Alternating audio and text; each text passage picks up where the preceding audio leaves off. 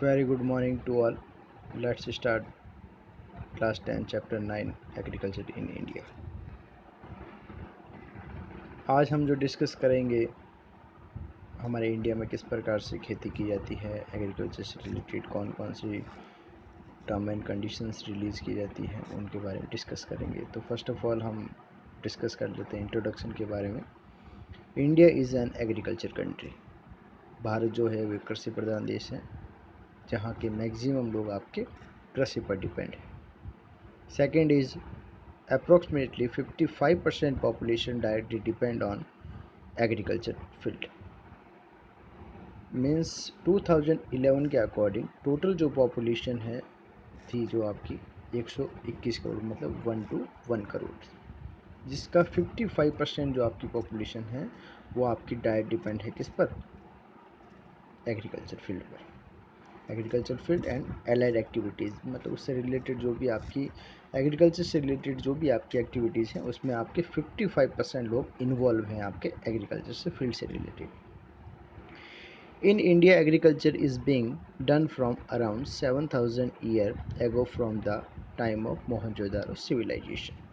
Mohenjodaro civilisation के समय से आप कह सकते हैं ज़्यादातर जो लोग हैं वो आपके एग्रीकल्चर फील्ड से इन्वॉल्व हैं, जो आपका लगभग 7000 ईयर से पहले का है। नेक्स्ट जो आपका पार्ट रहेगा वो आपके एग्रीकल्चर का कौन कौन से फॉर्म्स इंडिया में यूज़ किए जाते हैं, कौन कौन सी बेसिस से इनका प्रोडक्शन किया जाता है उसके बारे में डिस्कस करेंगे। तो उनको हमने वेरियस 2 पार्ट्स में डिवाइड किया है। First of all is basis of seasons, second is basis of usages. First देखें, आपको मैं डिस्क्राइब कर देता हूँ। सीजन्स मीन्स ऋतु के अनुसार, मतलब कौन कौन सी किस प्रकार। आप सभी जानते हैं इंडिया में आपके 3 टाइप्स सीजन्स अवेलेबल हैं, विंटर, समर, ठीक है, ये आपके 3 टाइप्स के सीजन्स अवेलेबल हैं, जिसमें सीजन्स के अकॉर्डिंग मैनी टाइप्स का आपका क्रॉप्स का प्रोडक्शन किया जाता है अलग अलग टाइम में। सर्दी के समय विंटर सीजन में आपका अलग होता है, समर सीजन में अलग प्रोडक्शन होता है और मानसून सीजन में आपका अलग प्रोडक्शन होता है। उनको हमने वेरियस पार्ट्स में डिवाइड किया गया है। Second is basis of uses. अब हम किस प्रकार से क्रॉप्स को यूज़ करेंगे उसके बारे में भी इसमें डिस्कस किया गया है कि किस कौन सी क्रॉप्स को कौन से फील्ड में यूज़ किया जा सकता है, तो उनको भी हमने वेरियस पार्ट्स पे डिवाइड किया है। फर्स्ट डिस्कस कर लेते हैं बेसिस ऑफ सीजन। तो उनको हमने 3 पार्ट्स में डिवाइड किया। First is rabi, second is kharif, third is जायद। रबी का जो प्रोडक्शन स्टार्ट करते हैं वो करते हैं नवंबर दिसंबर के समथिंग, मतलब आप विंटर सीजन के समथिंग हम इनका सर्दियों में इनका प्रोडक्शन स्टार्ट करते हैं और इनका जो हार्वेस्टिंग कह सकते हैं या कंप्लीट होने का जो टाइम पीरियड कह सकते हैं वो मार्च के आप अप्रैल के समथिंग कह सकते हैं कि इसकी कंप्लीट हो जाती है, इसकी कटिंग शुरू हो जाती है। खरीफ का जो टाइम पीरियड रहता है वो आपका जून जुलाई के समथिंग स्टार्ट रहता है और नवंबर दिसंबर के समथिंग इसकी कटिंग कर दी जाती है। और जायद रबी और खरीफ के बीच का जो मिड जो पीरियड है आपका, जैसे कि मार्च टू जून, इसमें आपका जायद का प्रोडक्शन सक्सेसफुल आपका किया जाता है। अब इनके एग्जांपल्स की बात कर लेते हैं। एग्जाम में आपके देख लीजिए। First of all is rabi. Rabi के आपके example wheat, gram, oil seed. Kharif rice, maize, millet. And zaid watermelon, musk melon and vegetables.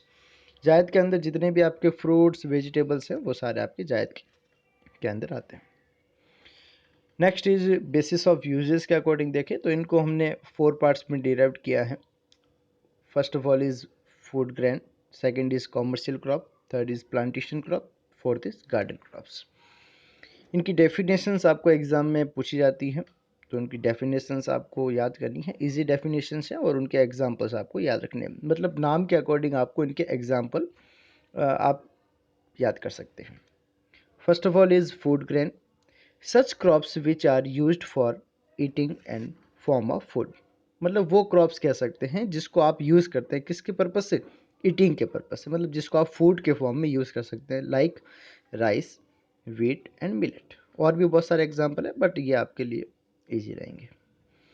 Second is commercial crop, such crops which are used for commercial purpose.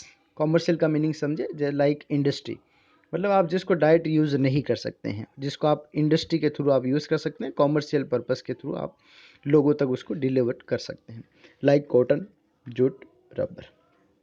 Third is plantation crop, such crops which are used for drinking and industrial purpose. Plantation crops का meaning भी यही है कि आप इसको industrial purpose के through तो use कर ही सकते हैं, इसके साथ में आप इसको ड्रिंकिंग के तौर पर भी आप यूज़ कर सकते हैं, like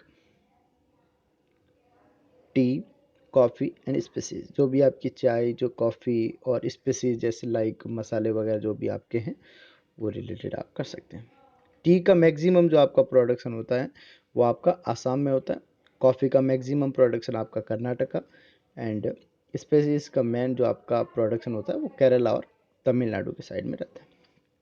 fourth is garden crops, इसके examples like fruits and vegetables. ये आपके टाइप्स हो गए, मतलब एक तो सीजन्स के अकॉर्डिंग, एक आपके यूजेस के अकॉर्डिंग। नेक्स्ट जो आपका पॉइंट रहेगा, नेक्स्ट पॉइंट में आपका एक पॉइंट ये है कि आपके चैप्टर में राइस की 3 वेराइटीज़ को मेंशन किया गया है। अलग अलग पीरियड में इनका प्रोडक्शन किया जाता है, जैसे मानसून पीरियड में अमन का प्रोडक्शन, विंटर के सीजन में ओस, एंड थर्ड ये समर के आपके पीरियड में बोरो का प्रोडक्शन किया जाता है। तो आप इनका सीक्वेंस याद रखिएगा कि आपके कौन कौन सी राइस की वेराइटीज़ अवेलेबल है इंडिया में, तो इनके नाम आपको ध्यान रखने हैं सीजन्स के according. Next is pulse crops. Pulse crops को भी हमने 2 पार्ट्स में डिराइव्ड किया है, एक तो खरीफ हो जाएगी, सेकंड इज़ रबी। उनके एग्जांपल्स देख लीजिए। खरीफ लाइक मूंग, अरहर, उड़द, मोठ, ये जितने भी आपके हैं ये आपके पल्सिस क्रॉप्स तो हैं, मतलब दालें हैं, बट ये आपके रबी खरीफ में रखी गई है, ये आपको ध्यान रखना है। और सेकंड इज़ रबी, जिसमें आपके मसूर, ग्राम और पेस ये आपके रबी में रखी गई पल्सेस क्रॉप में। इनका प्रोडक्शन देखें, इनका प्रोडक्ट्स जैसे मान लीजिए ये सारा ओवरऑल जो आपकी पल्सेस हैं, दालें हैं, इनका इंडिया में मैक्सिमम कहाँ कहाँ प्रोडक्शन होता है, तो Punjab, Haryana and Rajasthan. Next point, production area in Rajasthan. Rajasthan में पल्सेस का प्रोडक्शन कहाँ कहाँ होता है, Ganganagar, Hanumangarh and Kota. Next point देखें, फर्स्ट आपने डिस्कस किया राइस के बारे में, सेकंड आपने पल्सेस के बारे में, थर्ड ये जो आपका पॉइंट ये कॉटन से रिलेटेड है, तो ये आपके एग्ज़ाम में पूछा जाता है। यहाँ पर मैक्सिमम जो आपका एक अलग टाइप का आपका कॉटन अवेलेबल है इंडिया में, जिसे अमेरिकन कॉटन के नाम से जाना जाता है। 50% फाइन फाइबर जिसे अमेरिकन कॉटन के नाम से जाना जाता है, producing in Punjab, Haryana and Rajasthan. मतलब अमेरिकन कॉटन का जो मैक्सिमम आपका जो प्रोडक्शन है वो पंजाब, हरियाणा एंड राजस्थान में होता है। राजस्थान में जो मैक्सिमम जो आपका प्रोडक्शन होता है इन अमेरिकन कॉटन का वो हनुमानगढ़ एंड गंगानगर में होता है। यहाँ पर आपका मेंशन नहीं किया गया है, आपको ये ध्यान रखना है कि राजस्थान के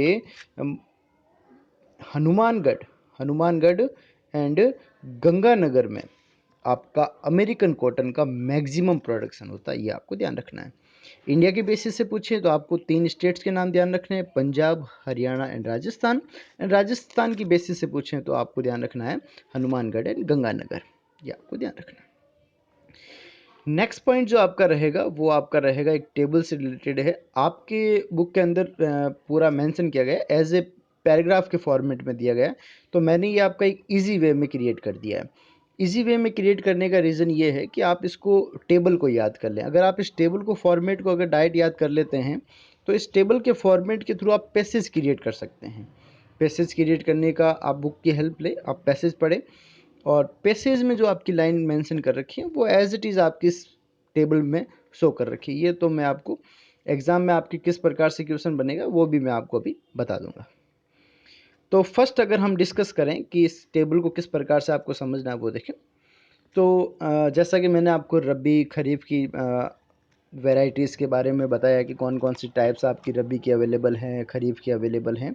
तो वैसे मैंने आपको एज इट इज़ जो आपकी मेजर जो आपकी क्रॉप्स है, राजस्थान हो चाहे इंडिया हो जहाँ पर उनका प्रोडक्शन होता है, तो उनके अंदर कौन कौन सी जियोग्राफिकल कंडीशंस होनी चाहिए, मतलब उनके लिए सूटेबल एरिया कौन कौन सा होना चाहिए, उसके बारे में हम इसमें डिस्कस करेंगे। तो जियोग्राफिकल कंडीशंस का मीनिंग क्या होता है?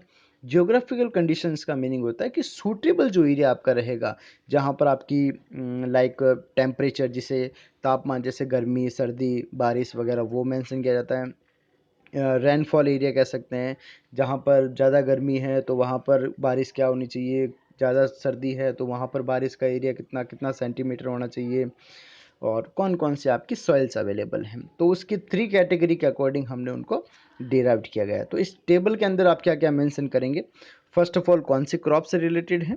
सेकंड आप डिस्कस करेंगे कि जो क्रॉप्स आपने डिस्कस कर रहे हैं वो कौन से टाइप से रिलेटेड हैं, चाहे वो रब्बी है, खरीफ है, जायद है, उसके बारे में डिस्कस करेंगे। एंड थर्ड आप देखें टेम्परेचर, तो टेम्परेचर क्या क्या होना चाहिए, तापमान उसका क्या होना चाहिए, उसके लिए सूटेबल जो आपका टेम्परेचर रहेगा वो क्या रहेगा।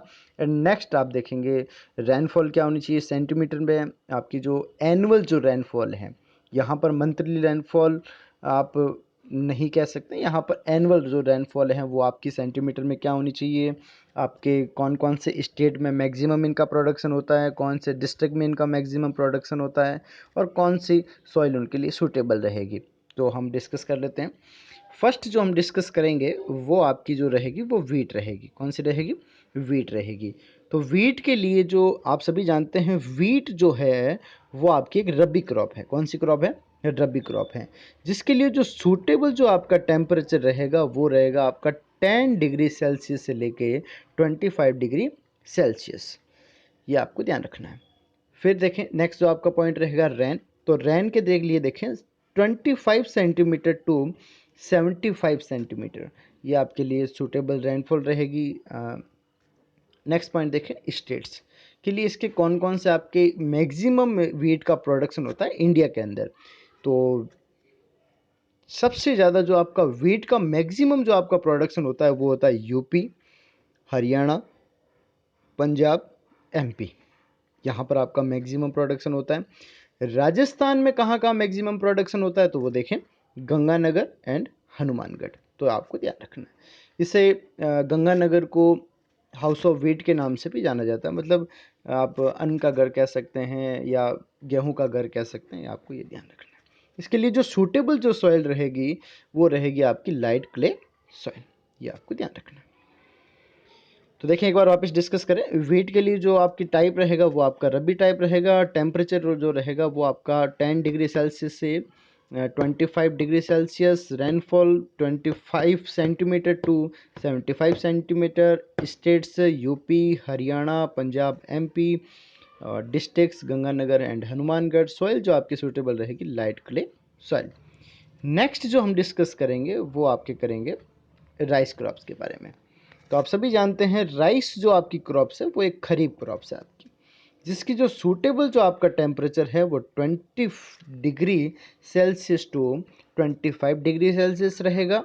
जिसके लिए सूटेबल जो आपकी जो रेनफॉल रहेगी वो 75 सेंटीमीटर टू 200 सेंटीमीटर रहेगी।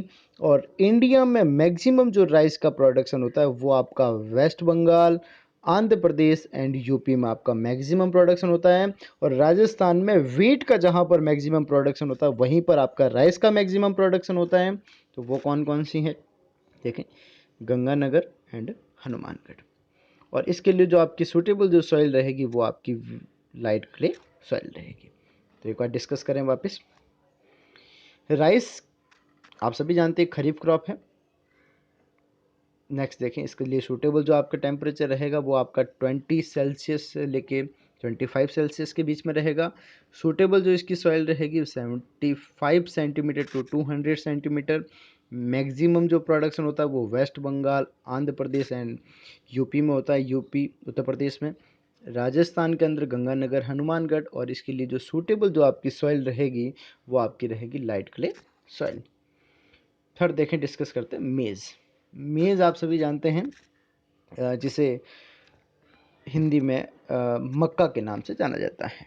तो इसके लिए जो आपकी आप सभी जानते हैं मेज़ जो है वो आपकी एक खरीफ क्रॉप है, ये आपकी खरीफ क्रॉप है जिसके लिए सूटेबल जो आपका टेम्परेचर चाहिए वो आपका 12 डिग्री से लेके 35 डिग्री सेल्सियस तक चाहिए।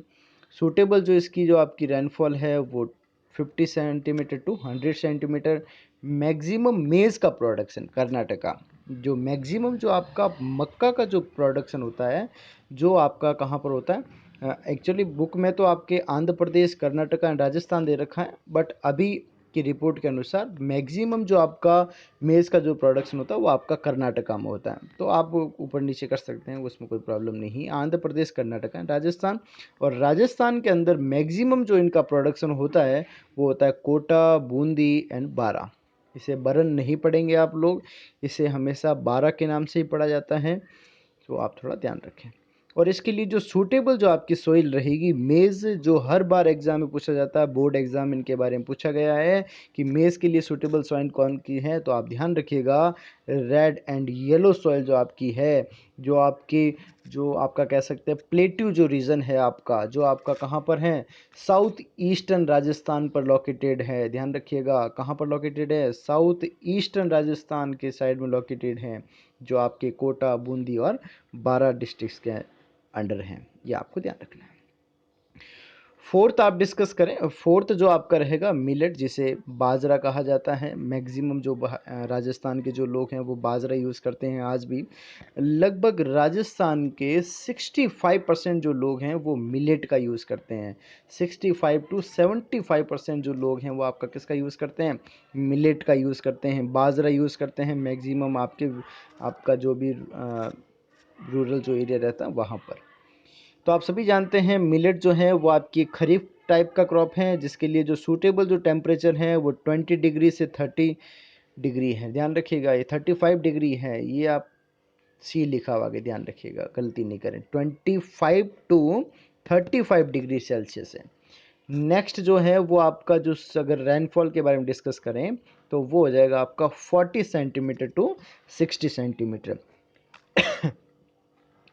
मैक्सिमम इंडिया में यहाँ इनका कहाँ कहाँ प्रोडक्शन होता है, तो first is Rajasthan, Maharashtra and Gujarat. और राजस्थान में इनका मैक्सिमम प्रोडक्शन होता है बाड़मेर एंड जोधपुर में। इसके लिए जो सूटेबल जो सॉइल रहेगी वो आपकी रहेगी लाइट क्ले सॉइल। कौन सी रहेगी, लाइट क्ले सॉइल। नेक्स्ट जो डिस्कस करेंगे शुगर कैन के बारे में डिस्कस करेंगे, जिसे गन्ने के नाम से भी जाना जाता है।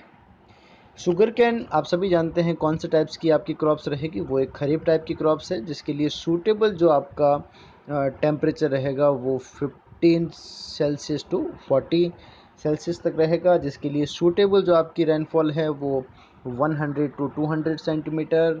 इंडिया में मैक्सिमम जो प्रोडक्शन है यूपी, महाराष्ट्र एंड कर्नाटका, ये आपको ध्यान रखना है। राजस्थान के अंदर जो शुगर कैन का मेन प्रोडक्शन होता है श्री गंगानगर एंड उदयपुर में, ये आपको ध्यान रखना है। इसके लिए जो सूटेबल जो सॉइल है क्ले एंड मॉइस्चर से रिलेटेड जो भी आपकी सॉइल है, जिसे दोमट सॉइल के नाम से भी जाना जाता है, ये आपको ध्यान रखना है। नेक्स्ट डिस्कस करें, नेक्स्ट जो आपकी क्रॉप्स रहेगी वो कॉटन रहेगी। कॉटन देखें, कॉटन जो आपकी है वो भी आपकी खरीफ सॉइल है, जिसके लिए सूटेबल जो टेम्परेचर है 20 डिग्री 35 डिग्री। सूटेबल जो रेनफॉल है 80 सेंटीमीटर टू 150 सेंटीमीटर। इसका मैक्सिमम प्रोडक्शन गुजरात, महाराष्ट्र, आंध्र प्रदेश, राजस्थान के अंदर मैक्सिमम प्रोडक्शन गंगानगर, हनुमानगढ़। और इसके लिए जो सूटेबल सॉइल है वो ब्लैक सॉइल है। ये भी आपके एग्ज़ाम में हर बार पूछा गया है कि ब्लैक सॉइल किसके लिए सूटेबल है, किसके लिए यूज़फुल है, तो आप ध्यान रखिएगा कॉटन के लिए यूज़फुल है। किससे रिलेटेड है ये, कॉटन से रिलेटेड है, ये आपको ध्यान रखना है। रेड येलो किसके लिए थी, मेज़ के लिए। किससे थी, मेज़ के लिए, ये आपको ध्यान रखना है। नेक्स्ट देखें ग्राउंड नट। तो ग्राउंड नट जो है वो भी आपकी एक खरीफ है, जिसके लिए जो सूटेबल जो आपका टेम्परेचर है वो 20 से लेकर 30 डिग्री तक है। और सूटेबल जो आपका रेनफॉल रहेगा वो आपका 80 टू 150 सेंटीमीटर रहेगा। मैक्सिमम जो इनका इंडिया में प्रोडक्शन होता है गुजरात, आंध्र प्रदेश और तमिलनाडु रहेगा। इसका क्या रहेगा? तमिलनाडु। राजस्थान के अंदर हो जाएगा चित्तौड़गढ़ और सवाई माधोपुर में आपका ग्राउंड नट का मैक्सिमम प्रोडक्शन रहता है। इसके लिए भी जो आपकी सूटेबल जो सॉइल रहेगी वो कौन सी रहेगी? ब्लैक सॉइल रहेगी। कौन सी रहेगी? Black soil. नेक्स्ट देखें मस्टर्ड। मस्टर्ड भी आप सभी जानते हैं मैक्सिमम जो एक आपकी खरीफ क्रॉप है, जिसके लिए जो सूटेबल जो आपका टेम्परेचर है वो आपका 21 से लेके 35 डिग्री सेल्सियस तक रहता है। Next rainfall 40 centimetre to 60 centimetre. और इंडिया में राजस्थान के अंदर मस्टर्ड का मैक्सिमम प्रोडक्शन होता है। राजस्थान, यूपी, एमपी मस्टर्ड का मैक्सिमम प्रोडक्शन रहता है। अलवर और भरतपुर राजस्थान में हाईएस्ट टॉप पर हैं जहां पर मस्टर्ड का प्रोडक्शन होता है। और इसके लिए जो सूटेबल जो आपकी सॉइल है वो लाइट क्ले सॉइल है, ये आपको ध्यान रखनी है। ये आपकी जो टेबल हो गई, ये आपके मेजर जो आपकी क्रॉप्स हैं जो इंडिया में लोकेटेड हैं, कौन से स्टेट्स में, कौन से डिस्ट्रिक्ट्स में, उनसे रिलेटेड कौन कौन से आपके जियोग्राफिकल फैक्टर्स इन्वॉल्व होते हैं उनके बारे में डिस्कस किया गया है। तो 3 फैक्टर्स आपको ध्यान रखना है, बाकी तो आपका प्लेसेस से रिलेटेड हैं। तो वो 3 फैक्टर्स आपके टेम्परेचर, रेनफॉल एंड सॉइल। आपके एग्जाम में ऐसे ही पूछा जाएगा right the geographical condition of rice crops. तो आपको राइस से रिलेटेड जो 3 फैक्टर्स हैं जैसे कि टेम्परेचर है, रेनफॉल है, सॉइल, ये आपको मेंशन करना है। Next is contribution of agriculture in Indian economy. Means हमारे इंडियन इकोनॉमी में आपका जो एग्रीकल्चर जो फील्ड है वो किस प्रकार से कंट्रीब्यूट करता है, मतलब इसका क्या रोल है इसके अंदर। मतलब आप कह सकते हैं कि हम प्रोडक्शन कर रहे हैं, 55% लोग इसमें इन्वॉल्व हैं, तो इतने लोग इन्वॉल्व क्यों हैं, इसका रीज़न क्या है, हमें इससे कौन कौन से प्रॉफिट्स हैं, तो उनके कंट्रीब्यूशन के बारे में हम डिस्कस करेंगे। ये भी आपके एग्ज़ाम के पॉइंट ऑफ व्यू से वेरी वेरी इंपॉर्टेंट। दैन इसके 5 पॉइंट्स आपके इंपॉर्टेंट हैं, उनको हम आगे डिस्कस करेंगे। तो 5 पॉइंट्स कौन कौन से हैं? कंट्रीब्यूशन इन जीडीपी, मतलब आपके एग्रीकल्चर जो एक ऐसा फील्ड है उसका मैक्सिमम आप कह सकते हैं वो जीडीपी में इन्वॉल्व है। तो जीडीपी की फुल फॉर्म आप सभी जानते हैं, ग्रॉस डोमेस्टिक प्रोडक्ट। जीडीपी की मीनिंग क्या होती है? Gross domestic product. मीन्स देखें आप जीडीपी को एक सिंपल सी वे में समझ लीजिए। जब आपका इकोनॉमिक चैप्टर होगा तो उसमें आपको अच्छे से डिस्क्राइब किया जाएगा। तो जीडीपी का सिंपल सा मीनिंग रहेगा कि आप कह सकते हैं कि एनुअल पीरियड में, मतलब एक पर्टिकुलर कोई प्लेस रहेगा, उस पर्टिकुलर कोई प्लेस में मान लीजिए कि एक पर्टिकुलर आपका कोई प्लेस है, इस पर्टिकुलर प्लेस में आपने एक एनुअल पीरियड में मान लीजिए एक साल का आपका पीरियड है, इस एक साल के पीरियड में आपने जितना भी एग्रीकल्चर से रिलेटेड जो भी आपने कह सकते हैं एग्रीकल्चर से रिलेटेड जो भी आपने इनकम कलेक्ट की है, मतलब मान लीजिए पूरी आपने नेशनल इनकम की है एक साल के अंदर, मान लीजिए इंडिया के सभी सेक्टर्स की आपकी नेशनल इनकम को हमने काउंट किया। अब उस नेशनल इनकम में से आपका एग्रीकल्चर का कितना परसेंट है, वही आपका जीडीपी कहलाता है। तो मतलब उस जीडीपी हो गया वो आपका नेशनल इनकम, और उस नेशनल इनकम मतलब जीडीपी में आपका एग्रीकल्चर का कितना परसेंट है, यही आपका कहलाता है कंट्रीब्यूशन इन जीडीपी। तो इसको डिस्कस करेंगे। सेकंड जो आपका पॉइंट रहेगा कंट्रीब्यूशन इन इंटरनेशनल ट्रेड। ये ध्यान रखिएगा, इंटरनेशनल ट्रेड है, ये थोड़ा मिसप्रिंट हो गया है यहाँ पर। ये इंटरनेशनल ट्रेड है आपका, क्या है ये? इंटरनेशनल ट्रेड है ये आपका, ध्यान रखिएगा। इंटरनेशनल ट्रेड मतलब आपके जो आप कह सकते हैं अंतर्राष्ट्रीय व्यापार कौन कौन से हैं उससे बारे रिलेटेड आप डिस्कस करेंगे। Third is a source of employment. ये आपके एम्प्लॉयमेंट मतलब ये आपको रोज़गार प्रोवाइड करवाएगा, मतलब ये आपको एक स्रोत है एक प्रकार का जो आपको क्या प्रोवाइड करवाएगा? एम्प्लॉयमेंट। ये मैक्सिमम लोगों को एम्प्लॉयमेंट देगा, रोज़गार देगा। जैसा कि हमने चैप्टर के स्टार्टिंग में क्या पढ़ा था कि इंडिया की 55% जो आपकी पॉपुलेशन है वो किस पर डिपेंड है? एग्रीकल्चर पर डिपेंड है। तो आप सभी जानते हैं कि यहाँ के अगर मैक्सिमम लोग आपके एग्रीकल्चर पर डिपेंड है तो वो भी तो अपनी ग्रोथ कर रहे हैं, तो ये आपको ध्यान रखना है। Fourth is provisions of raw material of for industries. ये जैसे मान लीजिए जैसा कि मैंने आपको यूजेस के अकॉर्डिंग आपको मैंने क्रॉप्स के टाइप बताए थे, तो यूजेस के अकॉर्डिंग जो मैंने आपको क्रॉप्स के टाइप बताए थे उसके अंदर क्या था कि एक आपका पॉइंट था कॉमर्शियल क्रॉप्स। तो कॉमर्शियल क्रॉप अगर है, मान लीजिए आपने किसी प्रकार का कॉटन है या रबर है, उसका आपने प्रोडक्शन किया, तो आप डाइट तो आप यूज़ कर नहीं सकते। अब डाइट यूज़ नहीं करेंगे तो अब उसके लिए आपको क्या स्टेबलाइज करनी पड़ेगी, इंडस्ट्री से आपको उसको रिलेट करना पड़ेगा, तो उसको लिंक करना पड़ेगा। तो उसके लिए आपको क्या करेंगे, जितना आप इनका प्रोडक्शन करेंगे तो उतना ज़्यादा आपको क्या होगा, इंडस्ट्री में ग्रोथ होगा, और इंडस्ट्री में ग्रोथ होगा तो आपकी जीडीपी में भी ग्रोथ होगा, जीडीपी में ग्रोथ होगा, इंटरनेशनल जो आपका ट्रेड है वो भी आपका इम्प्रूव होगा, नेक्स्ट जो आपका है एम्प्लॉयमेंट वो भी आपका एम्प्लॉयमेंट होगा। तो इंडस्ट्री में भी इसका यूजेस है। फिफ्थ पॉइंट जो आपका है वो रहेगा मार्केट फॉर इंडस्ट्रियल प्रोडक्ट। अब देखें, जितने ज़्यादा जो लोग हैं 55% हो या आने वाले समय में ज़्यादा हो या कम हो, जितने ज़्यादा लोग अगर इस खेती में या इस एग्रीकल्चर फील्ड में या इससे रिलेटेड जो एलाइड जो एक्टिविटीज़ हैं, इससे रिलेटेड जो एक्टिविटीज़ हैं, चाहे वो आपका अदर एक्टिविटीज़, लाइक एक एग्जांपल दे देता हूँ, जैसे फिशिंग है या आपका और भी एग्रीकल्चर से रिलेटेड जो एक्टिविटीज़ हैं, उससे रिलेटेड जितना इनमें डेवलपमेंट होगा, जितना इसमें इम्प्रूवमेंट होगा, तो उससे आपके इंडस्ट्रियल प्रोडक्ट जो होंगे, मार्केट से रिलेटेड जो होगा, जैसे कि क्योंकि आप सभी जानते हैं कि बहुत ही कम समय में मैक्सिमम प्रोडक्शन करना चाहते हैं, हम सभी बहुत ही कम समय में मैक्सिमम प्रोडक्शन करना चाहते हैं। तो उसके लिए आपको क्या चाहिए, टेक्निक्स चाहिए। तो टेक्निक्स जो होगी वो आपको कौन प्रोवाइड करवाएगा, मार्केट प्रोवाइड करवाएगा। लाइक एक एग्जांपल, ट्रैक्टर, पहले ट्रैक्टर यूज़ नहीं किया जाता था, अब उसका ट्रैक्टर का यूज़ किया जाता है, तो उससे आपकी क्या हुआ, इम्प्रूवमेंट हुआ। इम्प्रूवमेंट किस में, एक तो आपका टाइम में सेविंग रह गया और आपकी जो इकोनॉमी है वो आपकी स्ट्रांग हो गई। अब पॉइंट को समझो, contribution in GDP, agriculture and allied activities largely contribute in GDP of India. मतलब वही जैसे कि एग्रीकल्चर है और उससे एलाइड जो एक्टिविटीज़ हैं वो आपकी लार्ज कंट्रीब्यूट करती हैं किसमें, जीडीपी में। In the year 2015-16 agriculture contributed 15.35% in GDP. मतलब 100% का जो आपका जीडीपी रहा है एनुअल का, उसमें से 15.35% सिर्फ और सिर्फ किसका, आपका एग्रीकल्चर और से रिलेटेड आपकी एलाइड एक्टिविटीज़ का।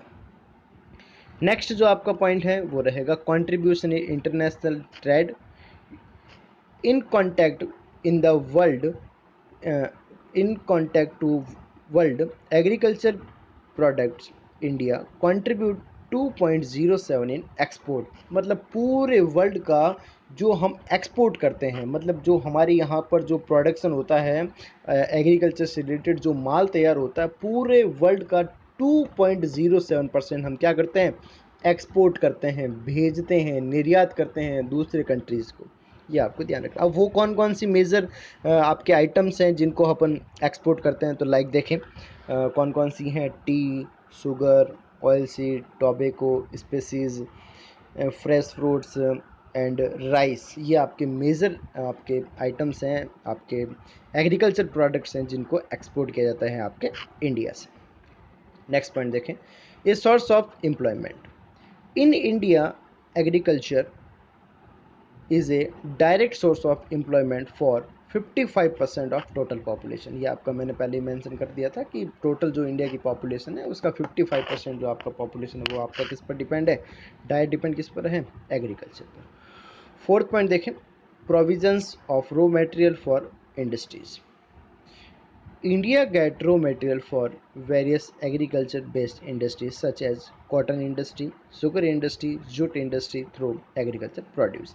आपके एग्रीकल्चर के फील्ड के अंदर जितना भी आपके जो रॉ मटेरियल होता है, जो कच्चा माल जो होता है, उसको आप डायरेक्ट यूज़ नहीं करते हैं। अगर उनमें आप अगर ज़्यादा मैक्सिमम अगर डेवलपमेंट करते हैं तो उसके लिए आपको ये मैनी टाइप्स की इंडस्ट्री को आपको स्टेबलाइज करना पड़ेगा, जिससे आपका जीडीपी में भी ग्रोथ रहेगा और जो आपका एम्प्लॉयमेंट है उसमें भी आपका इंक्रीमेंट होगा।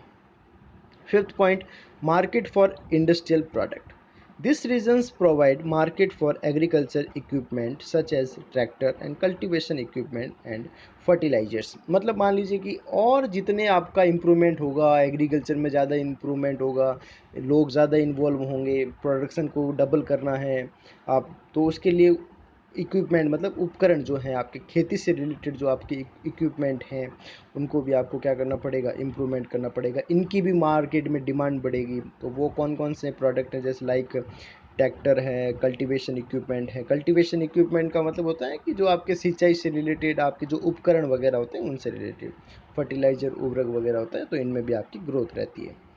तो ये आपका चैप्टर 9th जो आपका एग्रीकल्चर से रिलेटेड है ये आपका कंप्लीट हो चुका है। और गुड बाय।